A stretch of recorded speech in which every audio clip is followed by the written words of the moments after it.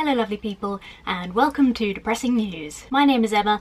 Do not be deceived by my shirt. Today we are going to do a serious. Virginity tests. Turns out they're still a thing being done in this country. When I think of ridiculous, outdated UK laws, I think of things like it's illegal to handle a salmon in suspicious circumstances. MPs can't wear armour in Parliament. It's illegal to be drunk in a pub.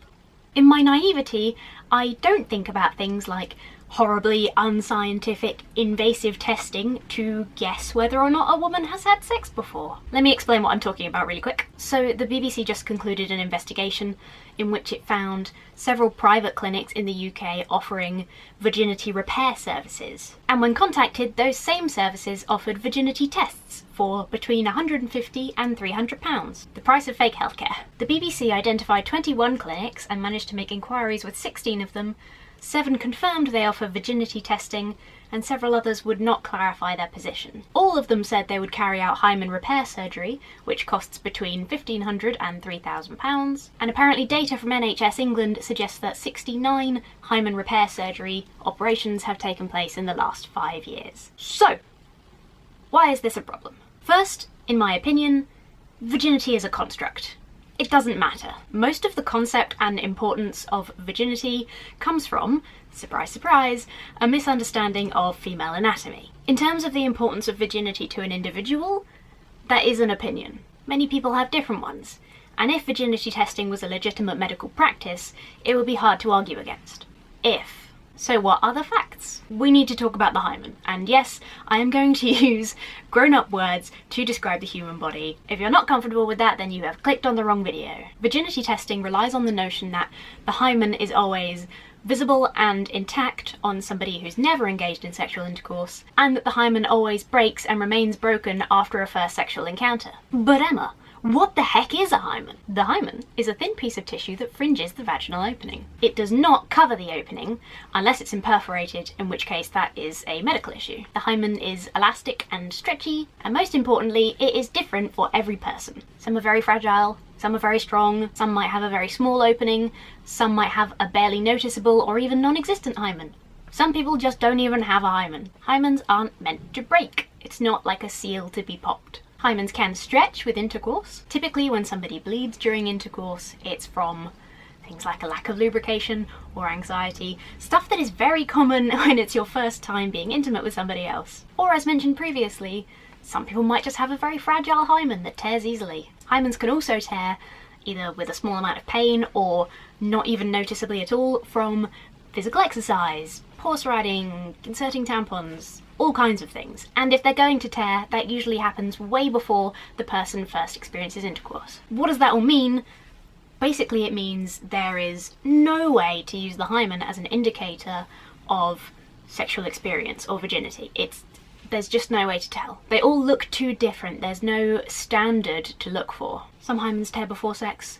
People who have had sex can have perfectly intact hymens. Some people don't have hymens at all. There is no medical exam that can tell whether someone is or is not a virgin. This means that young women, even if they are virgins, can get false positives from these tests and potentially face really severe consequences as a result. The World Health Organization and the UN considers virginity testing to be a violation of human rights. We know for a fact that they do not work, so why are they still being done? That would be the 2 M's. Money and misogyny. Probably mostly money, if we're being honest. Where there is money to be made from misinformation, people will take up the opportunity. There's not only these private clinics, but also a huge number of virginity testing and virginity repair kits being sold on the internet. So a website that I came across while I was looking up myths about virginity actually offers hymen reconstruction, with the first suggestion being regain your virginity. What? They have a whole page about this being false, and they still use the idea to make money. Look at this. This advert was at the bottom of the article on myths about the hymen and virginity. It says turn back to the beginning. Most people who have hymenoplasty are not going back to how they were. They're going back to something that is very different from how they ever were. I can't believe they're admitting that's not how it works on the same site as they're advertising the procedure for those reasons. What? Banning hymenoplasty doesn't work because A, there are legitimate medical reasons and quality of life reasons that somebody might need that surgery, and it has to be accessible. And B, typically banning surgeries and procedures that people still desire just results in unregistered, more dangerous practices behind closed doors. We don't want black market hymenoplasty. Virginity testing, however, I think should be made illegal. I think having it be banned and forcing these clinics to stop offering the service makes a public statement that this is not a real thing. It's a way for the country to say, this is not a legitimate medical practice. This is not a valid medical procedure. You cannot gain any information from this, regardless of your beliefs. Assholes are lining their pockets from misinformation that you have been taught. It's extremely difficult to get people, especially people of particularly strong religious beliefs, to change their opinions on social constructs like virginity. I think it's much easier, and potentially would be much more successful, to hammer home the scientific facts that you simply cannot get the data that you want from these tests. Banning the practices and educating people that tests like this simply cannot prove whether or not a person has had sex is the way to go.